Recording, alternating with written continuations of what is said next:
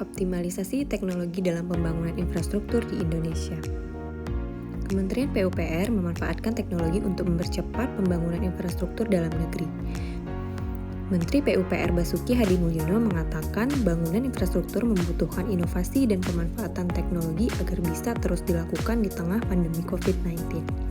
Salah satu pembangunan infrastruktur yang memanfaatkan teknologi adalah penggunaan BIM atau Building Information Modeling dalam pembangunan jalan tol Indonesia. BIM ini adalah suatu sistem atau teknologi yang mencakup beberapa informasi penting dalam proses desain, construction, maintenance yang terintegrasi pada pemodelan 3D. BIM ini sudah mulai digunakan pada proyek-proyek yang ada di Indonesia. Platform digital BIM dapat menghindari adanya kesalahan atau ketidaksesuaian antara perencanaan dengan proyek yang akan dibangun. Karena platform digital BIM ini membantu dalam memahami dan mengevaluasi proyek sebelum dikerjakan dan memberikan gambaran terkait pengambilan keputusan yang akan dipakai saat pelaksanaan. Sehingga aplikasi ini mempermudah para pekerja profesional dalam proyek pembangunan jalan tol untuk mengetahui gambaran utuh desain 3D sebelum proyek dikerjakan. BIM memiliki peranan penting dalam mempermudah pekerjaan profesional sehingga dapat meningkatkan efisiensi dan akurasi dalam proyek pembangunan jalan tol.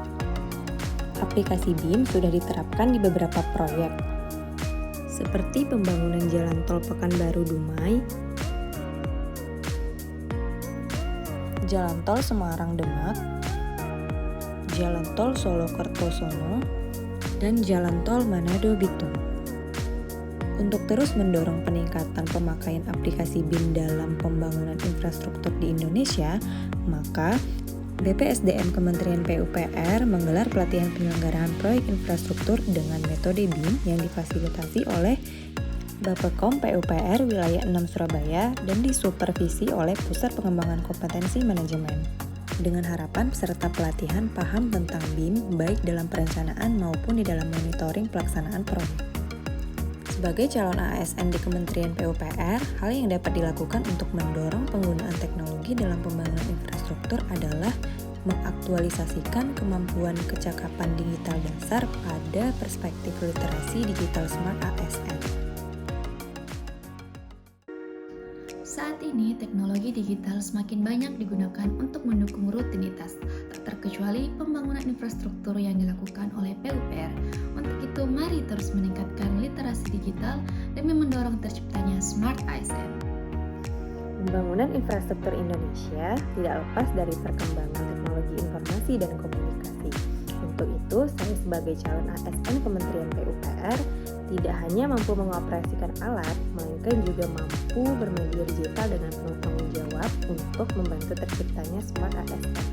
Sebagai insan PUPR, kita harus peka terhadap perkembangan literasi digital, guna meningkatkan pemahaman dan semakin bijak dalam menggunakan teknologi digital.